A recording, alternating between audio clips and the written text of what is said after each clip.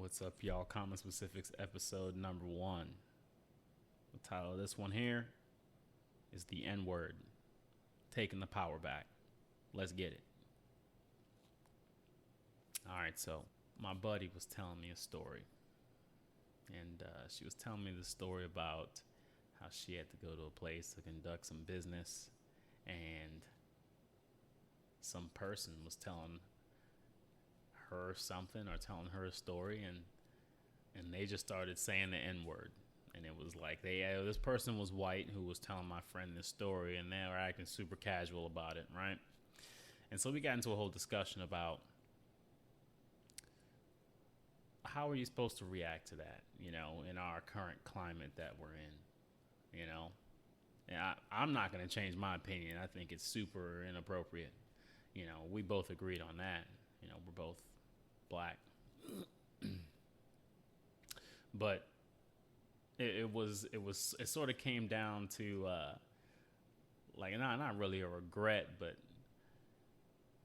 just we were asking the question of how do you react when someone is acting out of pocket like that, someone who's acting out of pocket. I mean, in my opinion, no one should be saying it regardless.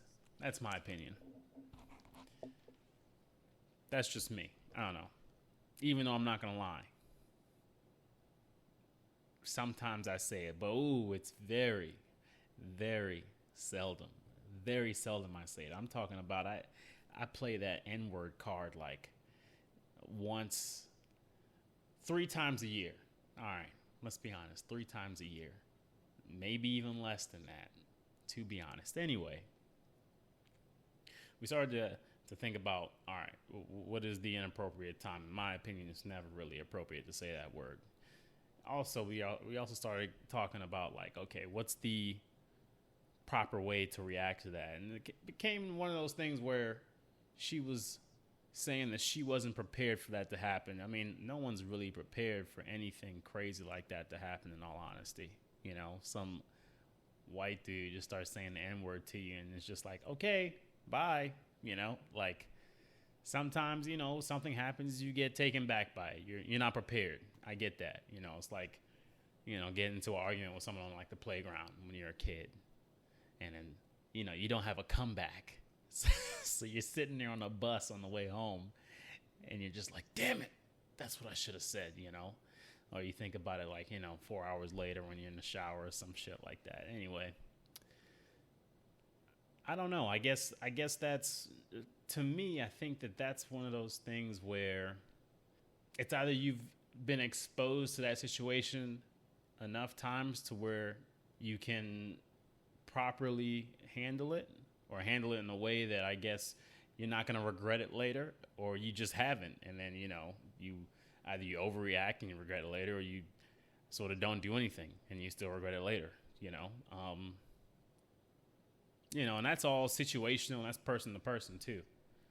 But we also got into the discussion of like why the N-word is still so powerful. Why does it hold so much power when you say the N-word, or when the N-word's thrown around, when it's thrown around not just with black people, but when it's coming from a person who's not black, a person from a different ethnicity, especially white. Why is it still powerful after all these years? Excuse me. After all these years, it still holds that, it still has that sting, you know what I mean? And then I started to think about, why is that? And I came up with this conclusion, or I guess this analogy. And I said to my friend, the black word, not the black word. Yeah, the black word. The N-word is like, it's as if you're in a glass house. You're in this glass house. Everyone can see you. Everyone can see what you're doing in this glass house. This glass house is doesn't have any doors, or maybe it has doors, but doesn't have any locks. We eventually fought to get some doors on that glass house, you know what I'm saying? But I mean, we still don't got the locks, you know what I'm saying? And you know, everybody's walking by, they can see you in this glass house, they can see you when you're sleeping, they can see you when you're doing your business in the bathroom, whatever. And it used to be socially acceptable to just walk up in that glass house and steal and thief and you know, beat someone up. And literally, it's like being in a glass house where it used to be socially acceptable to come by and just walk up in that glass house. Whenever that person in the glass house is at their moment of vulnerability, whether sleeping, taking a dump, whatever, you know. What are they doing? They're pouring some spaghetti into a calendar, you know what I mean? Like you don't want to drop that shit. You know, that's a vulnerable moment right there. Anyway, anyone could just come up in there and just start slapping the shit out of you. I mean, no one's killing you or anything like that, but they'll just start beating you up, slapping you around when you're taking a dump. And they know that you're taking a dump. They can see right through the damn house. And it's even sort of like people got notifications on their phone. They can come around and be like, oh, snap, down the street, there's a glass house guy. You can go beat his ass real quick while he's taking a dump, while he's taking a little nap, you know? And it's like, that's how it is. It's like a socially acceptable thing. That's what it is, you know? Eventually, back in the day, you know, we were just living in a glass house. And, you know, equal rights came around. At least we got doors on the glass house, you know what I'm saying? You can prop a chair behind that bitch so people don't just bust in. But, yeah, and then to me, I think that's just how it is. That's why that sting is still there. It's one of those things that it was socially acceptable. And that's why the last thing I'll say about the glass house analogy. It used to be socially acceptable. Like everybody was doing it, running up in the glass houses and just, you know, wailing on people who were in there. But now it's sort of like taboo. It's just like you get really taken back when it happens. And I get that. I get my friend's situation.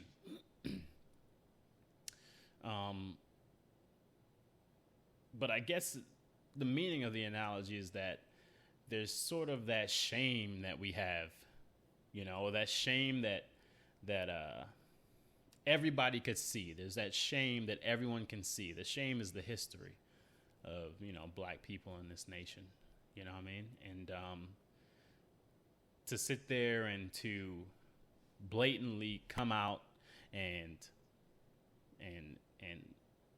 literally pick on that shame or to draw attention to that shame and, you know, intentionally, which is a mean thing to do. It's not good or anything. And, you know, it's bad. And in fact, shame is just shame, you know, it is what it is. My thought on the whole thing is that if you're ashamed about something or embarrassed about it, the fastest way to draw attention away from it is to just not even act like you're ashamed about it or you're embarrassed. If something embarrassing happens to you, just play it off. Act like it didn't happen. And honestly, on an individual level, if you're walking through a Walmart parking lot and you trip over a can or something like that, and then you just keep on walking, no one really cares. People will look up and look around at you and they'll be like, ha, idiot tripped over a can, but no one really cares, you know? That's what I think about it. I mean, what else can we do? Because, I mean, with all the shame and, you know, there's definitely something to have shame about. I mean, it was years and years of oppression, you know what I mean? And slavery happened, and, you know, it's a horrible history, but I think that now with everything that we have and all the, as far as we've come, I think it's about time that we take that power back. Ooh, I said the name of the episode. And there we are. Only a 10-minute introduction. And now we are off to the races. My goodness. All right. I mean, there's not really much we can do about it. I think that just acting nonchalantly. I think the only reason why it still hurts is because, or why people are still offended by it, is because of that culture, you know. But I think that culture. I think if we use some counterculture, you know, we use some of that reverse psychology on that whole N word, you know, then we can make some progress on that front. I don't think it's gonna be fixed overnight. It definitely is gonna take like a bigger movement than just, you know, not acting like the N word hurts. You know, we're gonna have to, you know, especially in America, we're gonna have to like improve our image. Around the world, we're gonna have to improve our image, and that's a whole nother thing. That's a whole nother discussion for another day. Because my goodness, I mean, we all know the truth that, you know, certain groups of people are portrayed in a certain way in the media, and then what does everybody have access to these days? Media, little rectangles in their pockets, you know, a little rectangle in the pocket society.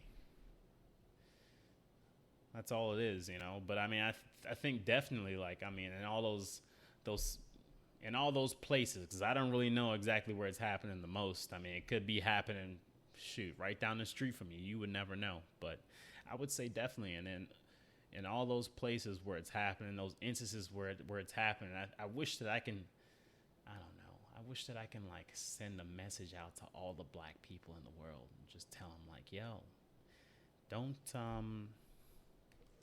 get bothered by it. Don't be ashamed when someone calls you that.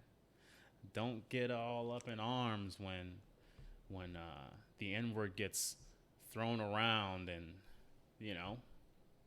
I mean, obviously there are definitely instances where you gotta state your piece, speak your mind about it, because we can't just have man, that's a double-edged sword, because it's like you don't want to act like you're being hurt by the N-word, right? But because say if there's like a bunch of people of different ethnicities walking around just saying it, just to say it.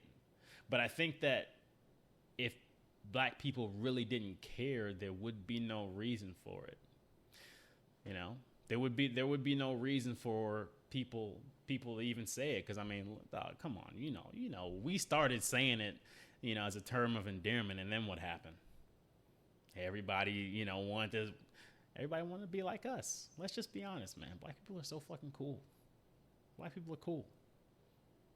We fucking we do a little fashion thing. Everybody wants to wear the same thing. Everybody wants to dance, sing, you know, dress, walk like, you know, like us, man. I mean, I can't really, no one can really argue that statement, but definitely going back to the N-word, I think that if we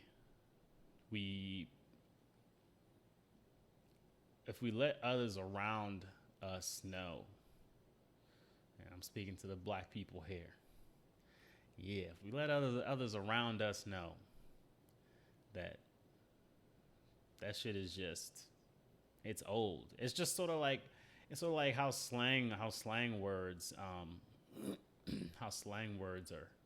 they come in and out of style. Granted, I'm not saying the N-word is like just a slang word like the dab, you know what I mean? But I mean, or the Harlem Shake. I mean, when was the last time someone even fucking mentioned that shit? What's some other shit that you can mention? Some other old school shit from back in the day. I remember when back in the hood I grew up in. It was a neighborhood. It was actually quite a nice neighborhood. I'm not gonna act like, you know, it was the hood, but back in the hood I grew up in, man. Whenever someone fell down, you know, we say, "Damn, he got flicked." You know, I don't even remember if that's even the word, but I think I want to say that I'm right on that. Like, damn, he got flicked. You know how many? I'm not even gonna get into that. Anyway, you know, I think that's a place to start. That's definitely a place to start. You know, letting people know that it just doesn't mean anything. It's just like those people who, I don't know, sort of like getting teased. Like when you only like to tease, or when you only like to push people's buttons when when you're getting that satisfaction, and you can see that visual satisfaction that, hey, what I'm doing is pushing their buttons, so I'm gonna keep on doing it. It's only something that gets thrown around because people know that it, especially in this day and age, like slavery's over, people are only saying the N-word as an insult these days. There's no reason people aren't using it for any other reason than that. Like, they know it's going to be a word that's hurtful, so they say it. They say it with the intention of getting a reaction out of some people. But if that culture shifts, if there is no reaction, then what's the point of the initial action? So people just gonna be saying that shit just because they're like, remember the good old days, And what were the good old days? When black people were offended by the term. I mean, that's just it. And then we can go into all the other stuff. I think that's definitely a start. Just act like it doesn't even, like it just in one ear out the other, rolls right off the Gucci suit. You know what I'm saying? And just let it roll right off. Just continue your life. Oh, word. Oh, okay. N-word, huh? You don't want N-words moving into your neighborhood, huh? Oh, great. Oh, well. Oh, that's good. Something like that, Someone walk up on a bunch of white people. Someone drops an N-bomb. Just be like, oh, what you got there? What are you guys doing? No, don't do that. But definitely there's I don't really understand the black culture behind all of it either. Rap music really, man. Rap music's another one of those ones where it's like, how do you fix that? Because you got all these people who are saying the N-word and they're profiting from it. They're not just gonna stop saying the N-word. You know what I'm saying? All right, I lied. I like rap music, and sometimes I'll be singing rap music, and I've said way more than either 2 or 3 N-bombs this year. I'm just being honest.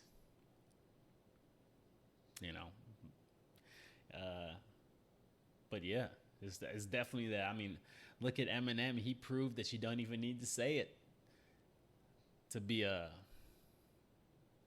mainstream, dope artist. Look at it. There's a lot of other black artists that don't say it, but the vast majority of them do. And those are the vast majority of the ones that everybody listens to. So, I mean, we could just, that's it and that's that. It's one of those things where I think that there should have been some careful planning before someone decided, hey, yo, we can throw a bunch of N-bombs in here. I mean, I wonder what was the thought process behind that. I guess it really didn't just start with rap music. It probably started with like blues and probably started with blues, just like folk songs. Obviously, African American folk songs. I'm sure it was in quite a few like white folk songs as well. But definitely after that era ended, I wonder why. I wonder why it stuck around. So it sort of makes you think about the whole thing. Sort of makes you think about the thought process behind that. I mean, I grew up in a different environment coming up. So I guess if I had the knowledge, or if I was able to ask a person who came from that American southern, environment, or just that environment wherever it was, in America or around the world, where that word was being used like in the household constantly. I'd love to get their take on it, because yeah, it was nobody was saying the N word where I grew up. I mean, yeah, where I grew up, but not in the household where I grew up, not in my family. So sort of just makes me wonder. But yeah, on top of the music, definitely improving the image, like I said before. I mean, there's so much content out now about excuse me. There's so much content out now about how just people in the black community interact. I think a lot of it is like, clickbait, or stuff that's made by content creators, and they're doing it for money. I think it's all, I think a lot of it's acting, but I mean, definitely, I think that as black people, we got to start doing better for real. It's one of those things where I can sit here and say, like, I'm shaking my finger at the at the people and at the culture too, but I don't know. I would think that people would want better for themselves, would want their ethnicity group to be portrayed in a better light, instead of the way that we're sort of being portrayed, that we have been being portrayed for a long time. Yeah, I think there's definitely something to be said about that. A conversation to be had. Yeah, dang, I just keep on thinking about more and more things, and I can sit here for like hours, just sitting here thinking about, okay, why is the N word, still a hurtful thing after all these years? Why are we portrayed the way we are, and why don't we as a culture sit here and try to do something better, not do something better, but do something to be portrayed better as a culture? I think that's definitely a discussion that I think is worth having, that no one's really having it. We're just sitting there. We're just sitting there being a part of that rectangle in the pocket society. I don't know, maybe I might have an episode 2 about this, but we'll see. We'll see about that. Shoot, man. But for now, that's my little 25 minutes. I'm not gonna sit here and ramble on until 30, because I'm just testing the waters. This is episode 1. But you know what?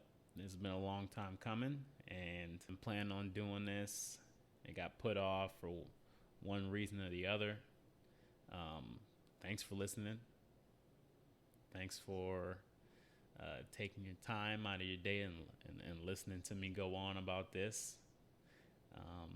More episodes to come. I like to do a lot of different things.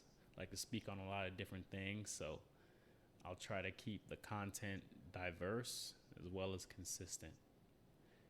And please like, subscribe, and I'll see y'all on the next one.